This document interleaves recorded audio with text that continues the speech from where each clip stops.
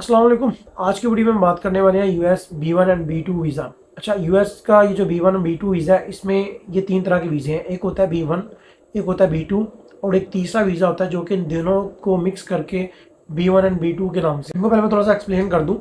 अब जो B1 visa है वो बेसिकली विजिट वीज़ा कहलाता है, टूरिस्ट वीज़ा कहलाता है। अब जो B2 वीज़ा है ये बिज़नेस वीज़ा की कैटेगरी में आ जाता है। B2 वीज़ा बिज़नेस कैटेगरी क्या है, ये ऐसा नहीं कि वहाँ पे जाके आप बिज़नेस स्टार्ट कर रहे हो। बेसिकली आपका एक ये बिज़नेस विजिट वीज़ा है कि आप बिज़नेस के सिलसिले में शॉर्ट टर्म के लिए जो है ना यूएस में जा रहे हैं। अब तीसरी कैटेगरी इसकी आ जाती है जो कि दोनों को कंबाइन करके बनाई गई है। अब इसको हम कहते हैं B1 एंड B2 वीज़ा। तो पूछते हैं कि हम कौन से कंट्री का विजिट वीज़ा जो है अप्लाई करें, तो मेरा उनको सबसे पहले यही जवाब होता है कि यूएस। अब वाई यूएस?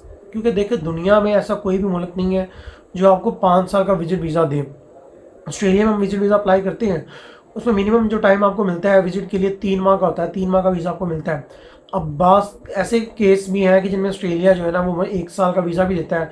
रिसेंटली हमारे कुछ वीज़ाज भी ग्रांट हुए तो उसमें भी 1 साल 2 साल कुछ को 3 साल का भी मिला था। एक बिजनेस विजिट वीज़ा था ऑस्ट्रेलिया का भी, तो वो भी अभी रिसेंटली जो है ना क्लाइंट को मिला है, वो भी 1 साल का था।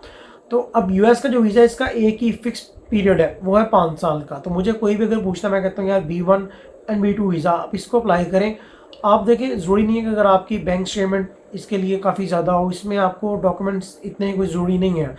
अब इसको आप अप्लाई कैसे करते हैं? देखिए, यूएस का B1 वीज़ा हो या B2 हो या फिर B1 एंड B2 हो, इसको अप्लाई करने के लिए सिर्फ और सिर्फ आपको जो है ना अपने आईडी कार्ड, पासपोर्ट की ज़रूरत होती है। अब इसमें जो मेन चीज़ है ना जो कि आपको अजीब लगी हुई कि आपको अपॉइंटमेंट्स जो है ना इतनी जल्दी नहीं मिलती।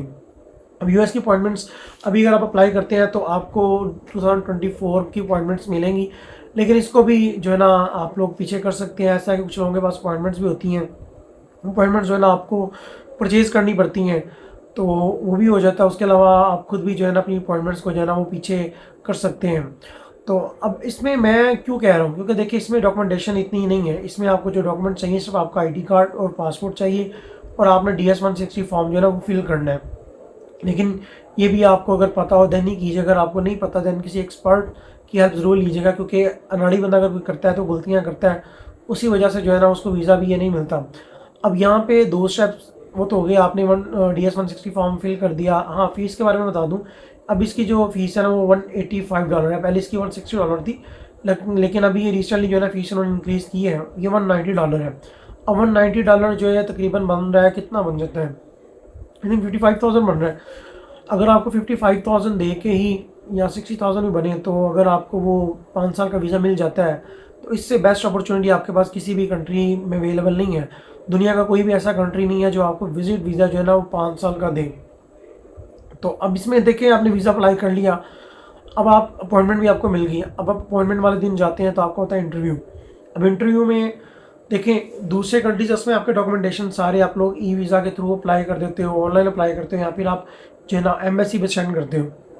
लेकिन इनका केस डिफरेंस है।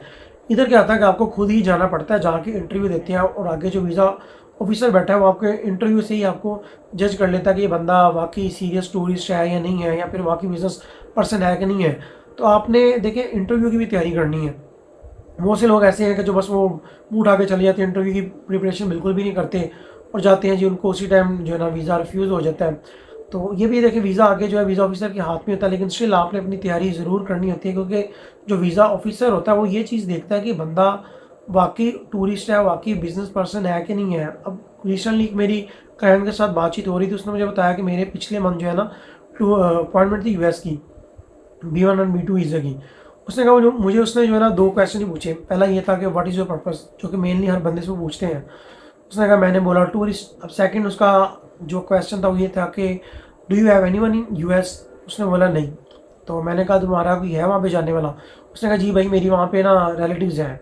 तो मैं हंस गया, मैंने कहा यार देखिए, उसने वो कहता उसने मुझे तीसरा सवाल नहीं किया। अब तीसरा सवाल उस बंदे से उसने इसलिए नहीं किया क्योंकि उनके पास आपका पूरा बायोडाटा होता है, उन्होंने उसी वक्त चेक कर लिया होता है कि आपका कोई वहाँ पे रिलेटिव है कि नहीं है। अब उस बंदे से उसने क्वेश्चन किया और उसने कहा कि मैंने इसलिए बोला कि नहीं है क्योंकि अगर मैं बताऊंगा तो मुझे वीज़ा नहीं देंगे कि ये जाएगा वहाँ पे रिलेटिव के पास रुक जाएगा, तो इसलिए मैंने बोला नहीं। तो देखो, वो कोई बच्चे नहीं है, उनको वो सारा पता होता है, उन्होंने सारा आपका बायोडाटा निकलाया होता है। इवन कि वो आपकी सोशल मीडिया तक जो है ना वो भी देखते हैं, वो भी आपको DS-160 फॉर्म के अंदर जो है ना वो पूछते हैं कि अगर आपका कोई यूट्यूब चैनल है या फिर आपका फेसबुक पेज वगैरह है या फेसबुक प्रोफाइल है, तो आप उसका लिंक बीच में डालें। उसके बावजूद भी आपकी चीज़ें वो चेक करते हैं। और वहाँ पे उसने झूठ बोला, उन्होंने उसी टाइम जो है ना उससे तीसरा क्वेश्चन नहीं किया उसको, अब उसको वीज़ा उन्होंने उधर ही ग्रांट जो है ना कैंसिल कर दिया, क्योंकि उसने झूठ बोला था, उनके पास सारा डाटा था।